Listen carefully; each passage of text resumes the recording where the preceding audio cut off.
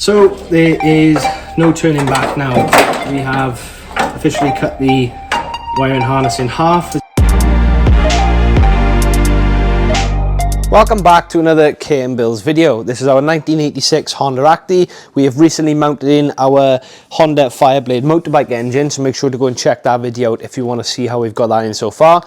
We have also set up a sequential gearing system, but what we have to move on to next is the wiring. We have connected everything back up to the engine. We have got it running, which was in the previous wiring video, and we also mounted the battery tray, the ECU and the regulator rectifier into the truck. I think the first thing for us to do really is start at the battery and work our way through the loom, so let's crack on with that. And we have two new pieces we're adding to the battery system to make this truck safer and generally better, so let me show you. So the first thing we're going to be adding to the truck is a battery cut-off switch. So we have been waiting for this to be delivered, as we need to add this directly next to the battery so we can cut the battery immediately if there's anything wrong, and also we can cut it off when we're not using the truck.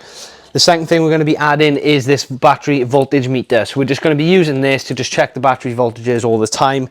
And then as soon as we turn the kill switch on, turn the ignition on and things like that, we can see that the battery level is on. And also when the engine is running, we can just see that the alternator is working, as it should read around 14 volts. Recap if you missed the last video, the battery is sitting on this tray. It needs to be tidied up, but we may upgrade to a larger battery later down the line. We have the ECU and the regulator rectifier both mounted. For the kill switch and the voltmeter, they're going to be mounted just in front of the gear stick there, so that means both the passenger and the driver can access, and also the passenger can keep an eye on the battery level if they need to. From the kill switch then we have to go to this. So this is the starter relay, which basically starts the engine. We'll then go from this and then mount this straight onto the actual starter itself. So it was a little bit too awkward to try and record what I was doing, as there's not much room in the cab, but I've made a couple of cables now connecting the battery to the chassis. I've connected up the switch, and I've also got the voltmeter and all that into place. So let me show you how all that's looking at the minute, and then we can move on from that. So I have now grounded the battery. I haven't done all the heat wrap up yet. I've heated it up just because if we have to make any adjustments, then it just saves a bit of the heat wrap. But yeah, the negative is now connected to the battery tray. I've put it there because I would like it to have easy access, to be able to disconnect the battery easy. Obviously we do have the kill switch, but it's just easy access rather than just having to get underneath, because obviously the seat is going to be sat here as well. The negative then runs through to the switch, and then the other end of the switch then runs through to the starter relay. For this I am going to 3D print a bracket which mounts by here, and what that means now is the positive, which goes in this section there, can go straight out this hole, straight out the bottom of the truck, and straight down to the starter motor, as that's a nice position to make a bit of a bigger gap by here for it to go straight out. For the switch and the voltmeter, so this is where it's going to sit. I kind of modified the voltmeter to sit on there for the time being. What I think I'm going to do is go and 3D print a bracket. There's not really a priority, so I'm not going to mess too much yet. As I do, I still have to add a bit of wiring, so once all the wiring's added, I'll have to take it home, take some measurements and get some in 3D printed. So we need to 3D print housing for the starter relay and 3D print housing for the kill switch and the voltmeter. What I'm going to do next is disconnect all of this now and start to take it into the cab. So what we're going to try and do is run the wire in nice and tidy, pin things down where we can. We may not pin them down exactly yet, but try and get things roughly into position for where they need to be.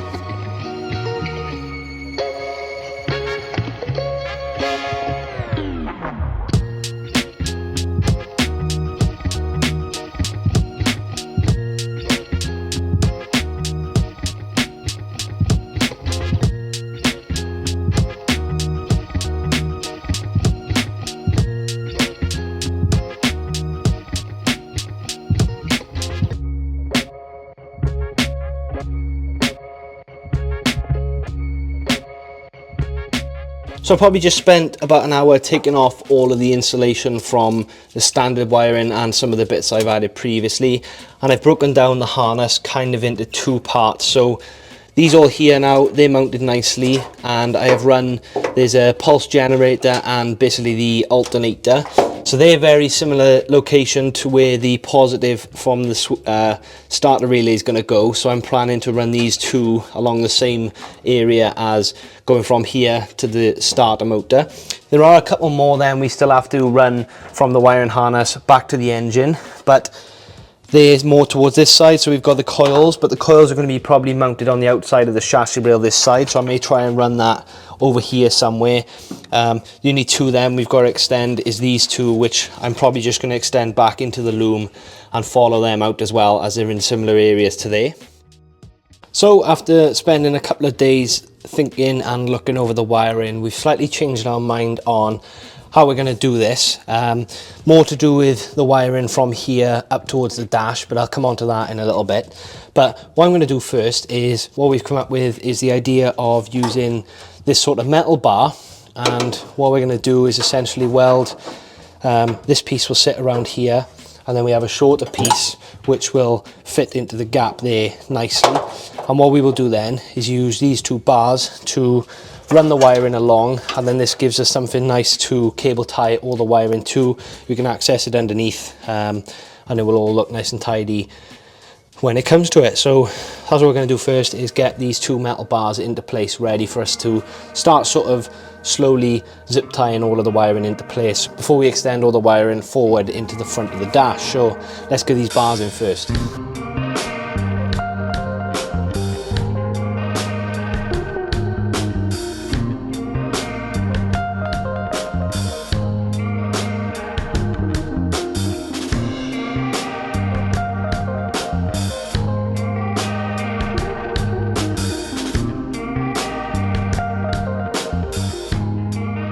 So I'm going to make the decision and basically cut a 38mm hole now into the bottom of the truck here. Just got to double check what's underneath to make sure that we're running it in the right location. But what we can do then is basically cut our hole and cut our loom in half, ready to wire it over to the dashboard. But let's just take that leap and cut this loom in half and get the hole drilled.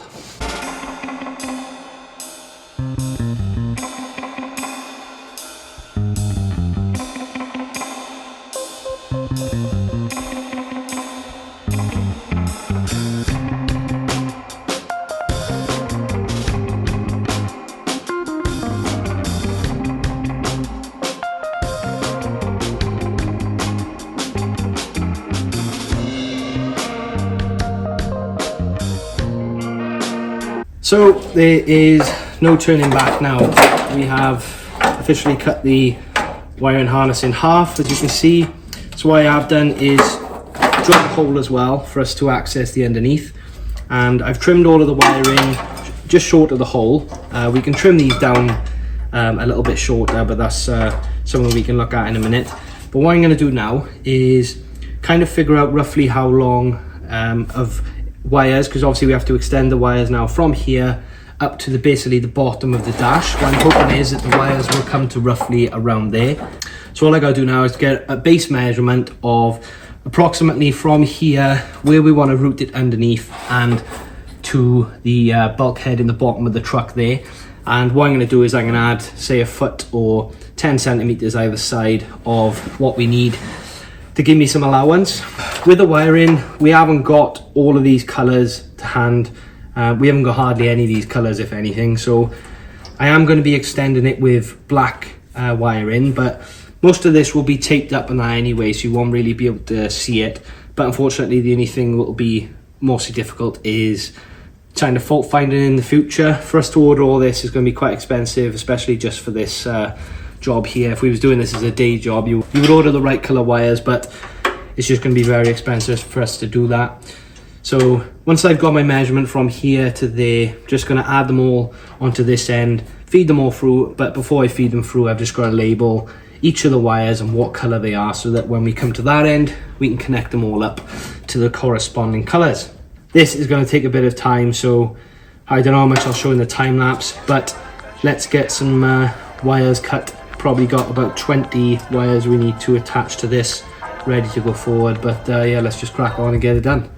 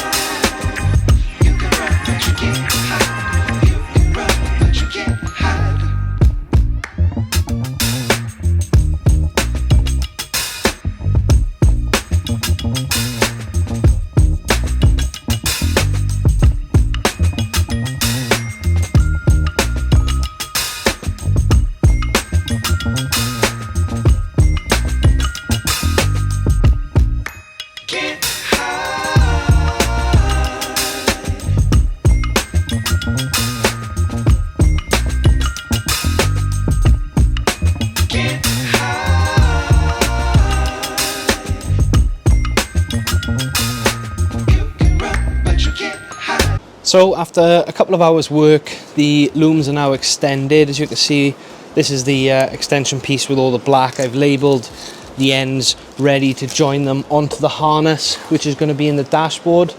Obviously you can see there, that's where we've cut all the wires ready to be joined in at the bottom of the dash. I've also managed to split the loom into two separate pieces. This is kind of more of a power management side of things, connecting to the starter relay, the alternator and things like that. And I think they join together more in this end. This is a bit more complex than this end. So what I think I'm going to do now is connect all the pieces back up to the ECU and the starter relay and things like that, and run them underneath the cab, bring them up through the cab and just see how much excess we have on these. I don't want to shorten it too much yet, as we do have an idea for connecting them up to the dashboard connectors, but let's run it through and see how tidy we can make it so far.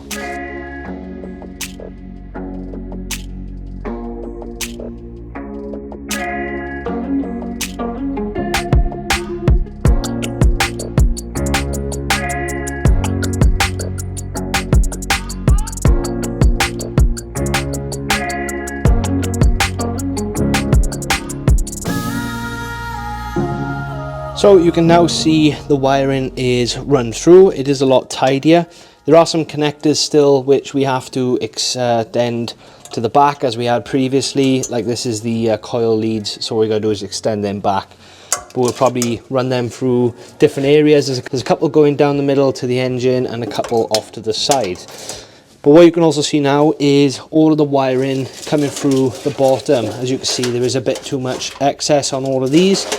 We are going to add some sort of connector in here.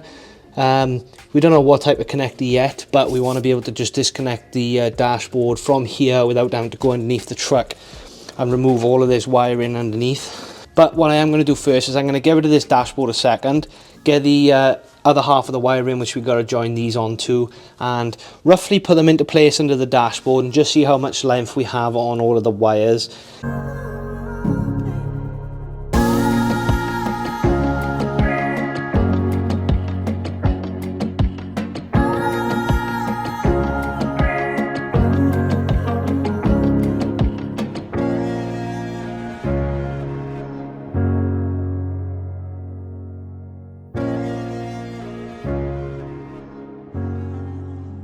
So you may be able to see there now, I have roughly zip tied the wiring for all of the dashboard into place.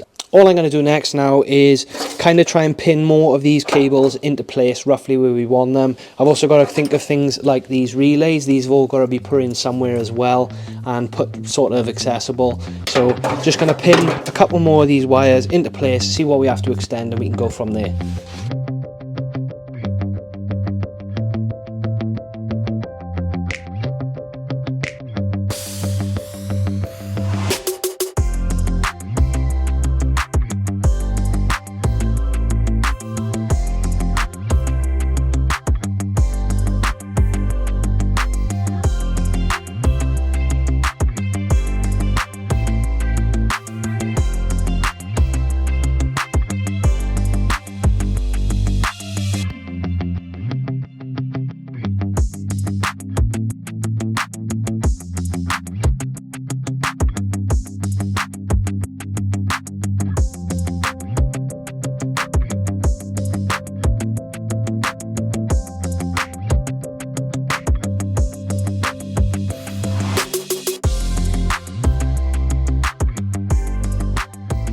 So I have tidied up a lot of the wiring now. I've got the headlights coming through the front, so they're all extended both sides. Light wise, I've just still got to extend the side lights, but I don't have enough thickness wire for that to both go to both left and right. What I've also done is extended the fuse box. So what the plan for the fuse box is to run it through into the glove box, so there's easy access for all the fuses. I've also extended some of the wiring for the dash, the things like the indicators, headlights and all things like that.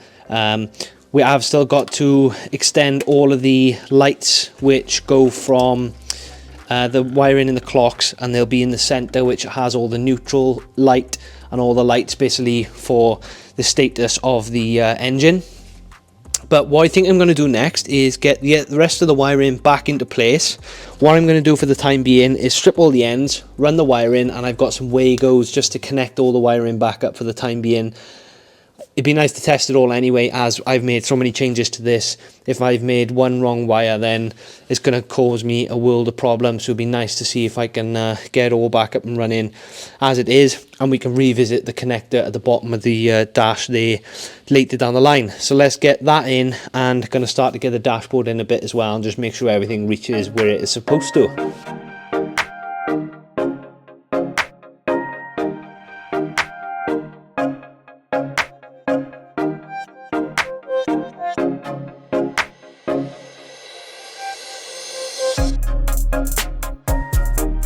So our engine start button has now arrived, and what I've done is reprinted the piece that we previously had in this section here. I've run the wires through already, but the new piece I have now will sit in the hole, and the start switch will sit in the hole that I've made in the new piece. So I'm going to get all that together, and then I'm going to wire the start button into place.